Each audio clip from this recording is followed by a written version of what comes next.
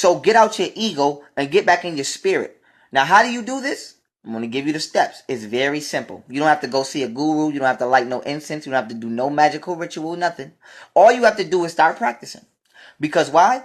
We know when you work out, you exercise. And whatever you exercise will, in the end, become the result.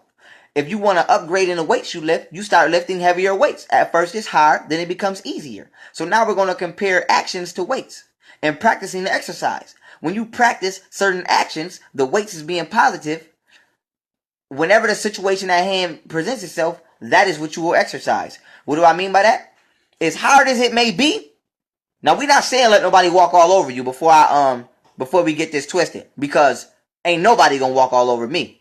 But I understand certain situations. Now, with that being said, practice good.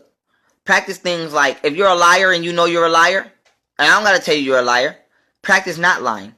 Because lying can be addictive. And people don't understand that.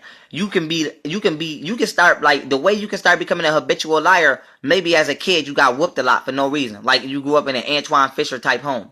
So, you began to lie in order to save yourself. So now you've been lying for about 15 years. So now you're 20 years old, 30 years old, 40 years old. And you have conditioned yourself to lying. So start practicing telling the truth when the opportunity presents itself. And the more you practice this, that will become normal to you, and lying will become unnormal. This is the same steps you need to take with anything. If you're a thief, I'm not saying you're a thief for bad reasons. Maybe you're a thief for good reason. You never had nothing. Now, when you put yourself in a position where you don't have to be a thief, start practicing to not steal when nobody's looking, because you can.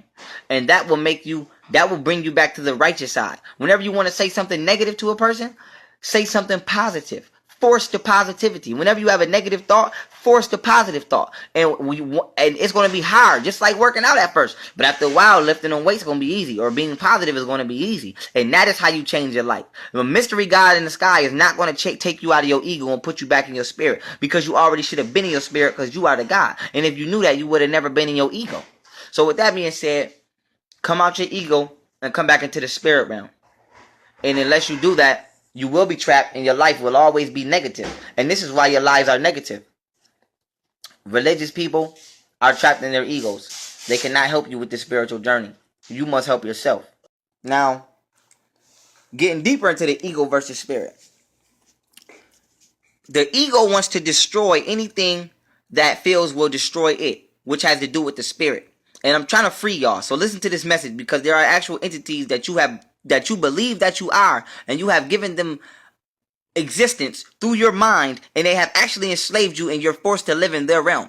For example, if your name is Murder, your mother didn't name you Murder, but you in the streets and your name is Murder. So we know that names summon certain qualifications from whatever it is we're conceptualizing this name upon. So what I mean by this is, if your name is Love, you subconsciously must live according to that name. Now, we know what love means. So a person named Love, we don't mentally expect them to do certain things, because we know what love means. So if I bring my man into your house and I say, "Hi, how are you? This is my best friend. His name is Love." You don't really feel too uncomfortable, because your mind understands the reality of the word love and what it means. Now, if I bring my man in the house and I say, "How you doing? This is my man, Two Guns Murder, Bloody Clap Clap." What?